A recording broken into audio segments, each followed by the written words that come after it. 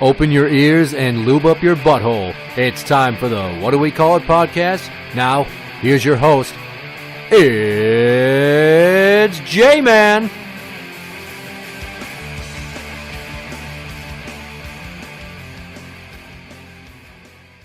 Welcome to the What Do We Call It podcast. I'm Jmann. I'm number one fan, Tim. Here's a news story. A transgender girl was barred from taking shelter in her school locker rooms during a safety drill. A transgender girl in Stafford, Virginia was barred from locker rooms during a safety drill at her middle school last month. The girl was told to sit on gym bleachers while teachers debated where to place her. The girl's name and the name of the school have not been made public in order to protect her identity. Well, she doesn't even know what she is, so there's not much to protect. The girl was told to sit on the bleachers while the teachers debated where to send her, right? And then ultimately they just had her sit in the hallway outside the locker rooms. Okay, I know we've discussed this several times in past. I don't know if it must be male to female. I'm guessing when they say a female transgender. That a transgender like girl. If it was a girl and a boy, I think it'd say transgender boy. Here's the thing. So, yeah. This is fucking stupid. The bathroom debate is a bathroom debate. What is this? Is this somebody just going to the trough to take a piss? No, this is just a safety drill. This is a safety drill, which I'm guessing is geared towards preparedness for, say, gun violence. Call it a hunch. Call it a fucking wild hunch here. Safety drill, so probably like a tornado drill or something. Either way, let's say hypothetically there is a tornado, and it's, oh my God, everybody find shelter. Do you think there's going to be the principal standing in between the locker rooms going, no, son, don't you fucking go in that. That's the girls' locker room. You stay out, Billy, you pervert. Johnny, I see the look in your eyes. You're hoping you're going to get to see boobs. It's not going to happen on my watch. See, I think this is something, this whole transgender thing should really be something that comes to fruition after they graduate high school. Because right now they're just see, now this is just some simple little thing, a school safety drill, that got blown away out of proportion because of sensitivity to people who are transgender and people who are, quote, homophobic and people who just don't know which end of the pool smells the least like chlorine. I don't fucking know. I screwed that up. It's a weird analogy, but I guess you kind of brought it home at the end. I guess I just don't give two flying fucks about this. The school did something stupid, and I don't know how this girl can be like, well, I feel like I'm actually a girl. Okay, if you feel like you're a girl and you're actually a guy, chances are you're probably just gay and you crave dick. What if they're like Riley Dennis, who's a male to female? He's a YouTube star. I'm sorry, she or they are a YouTube star. Male to female transgender and is a lesbian. Which is just a head fuck that I kind of feel like he's doing for attention. And if you watch any of his videos, and I've watched some, Riley Dennis is fucking mental. And he talks a million miles an hour because he clearly has to do more than one take of his videos, which is fine. But try to make it seem more natural, Riley Dennis. Is it like every 5 seconds you can see his position slightly changes in the screen? No, it's how he fucking talks so emphatically like he's on crystal meth. He very well could be. Oh my God. He's on speed or some shit. So he puts his female penis in his girlfriend's vagina. That's Riley Dennis. Don't think about it too hard. I don't need your head exploding in here and getting brain matter on the fucking laptop. And people are falling for this? I don't know.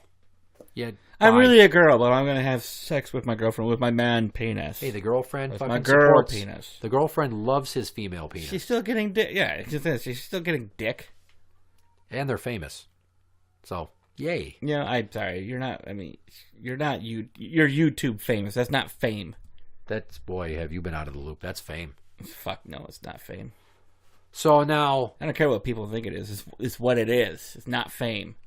Like fucking Bubba's been telling me that he wants to be a YouTube star when he gets older. That's what he wants to do for a living. That's his aspiration. He thinks he's going to be rich, he's going to be famous, and he's going to travel the world because he's a YouTuber. And I was like, you're going to be living with me? And I ain't having that shit. What fucking planet is he on right now? Jesus. I know. I told him. It's like, any of these people's like, well, look at the house. Because their sisters are watching these two fucking gay guys fucking bake cakes and shit all the damn time. I don't know what the YouTube channel is, but it's like two friends or something like that, and they're doing these challenges, and they're like, they have griddles, and they're trying to make pancake cartoon characters and shit with squirt bottles, and then they're making like edible paint. So they take a bunch of Skittles and they put them in water and they paint with them. But I messed up, so they just lick it off the plate and start over again, which can't taste very good. Are they friends or are they butt buddies? I don't know. I went with friends, but at first I said butt buddies. But he's like, look at the house they're in. It says, okay, you see one room, and it's the wall of that room. There's a hallway slightly to the left. For all you know, they're at their parents' house. Their parents are out working while their kids are at home screwing around. I don't know. I told him, so you're going to be broke your whole fucking life. If that's your aspiration, to be a YouTube star, sorry. No. Well, by the time he's of legal age to really get big on the internet, it's not really going to be much of a thing as much anymore. Probably not. So, I don't know why I'm worried about it so much, other than it just pisses me off that this is his aspiration. It's I mean, at least Pubert, despite his ADHD and his autism, he dreams of being an inventor. He wants to invent stuff. Like a dildo gun? If he invents that, awesome. Okay, well, he's going to have to get my help with it because I thought of dildo gun, and I don't know if anybody before me has thought of a dildo gun, but years ago I came up with the concept for a gas cartridge-powered gun that shoots dildos. Kind of like a Nerf ball shooter that rotates with a turret. Are you supposed to like get it in the vagina? Like, I don't know, all right? It's the logistics of where the dildos end up is not important. It's that you've created a weapon that fires dildos and it's fucking hilarious. And if it doesn't scream to be utilized in a sequel to Orgasmo, I don't know what else does. Actually, I just remembered, you're a little bit behind that because Jackass created a dildo gun. Did they? Yeah, it's a high air powered and it shot dildos. They took what the hell would that be? Slow motion video of dildos crashing through light bulbs and into a dude's face and shit like that. You gotta watch it. You don't want to take a dildo to the face. That's a good way to lose hurt. It too. No shit. The fucking dildo was that goddamn long. It had to have been that big, fucking 10, 12 inches long and 2 inches in girth. Good for him. Good for you that should watch guy. it. Check it out. YouTube it. It's Jackass number 3, dildo. That's Jackass 3D. Jackass 3D. That's why I don't remember, because I watched a rough cut bootleg DVD of it that I confiscated off an inmate at work. They were trying to sneak it into the day room because it had come in through visiting somehow, and I confiscated it, watched it, then destroyed it. So did you watch the whole thing then? I got a headache because it was blurry, and I didn't have 3D glasses.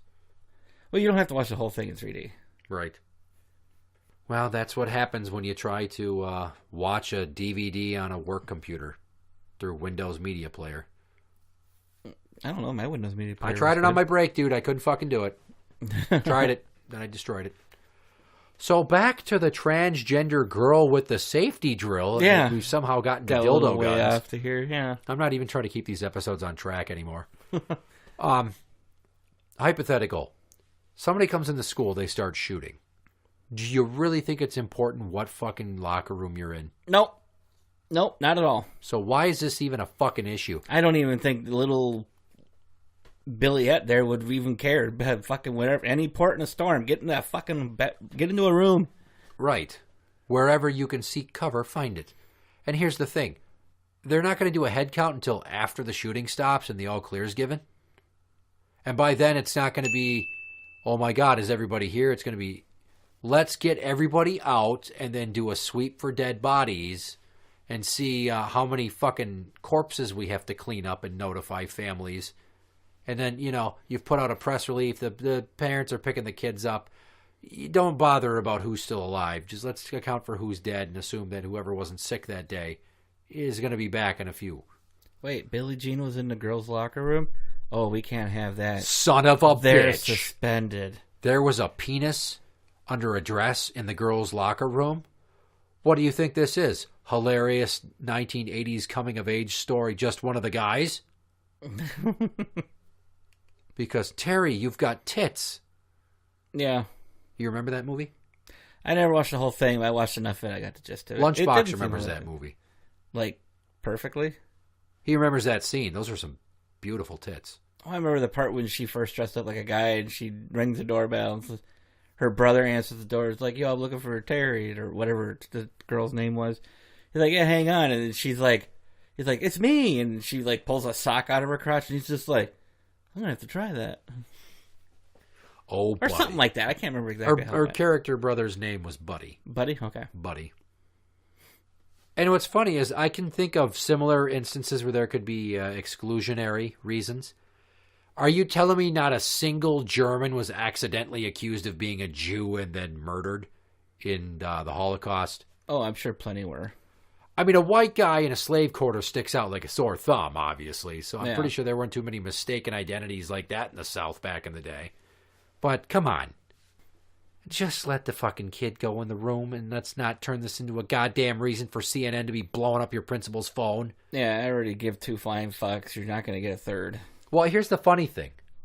All right? They talk about how they're not going to discuss the school's name to protect the child's identity.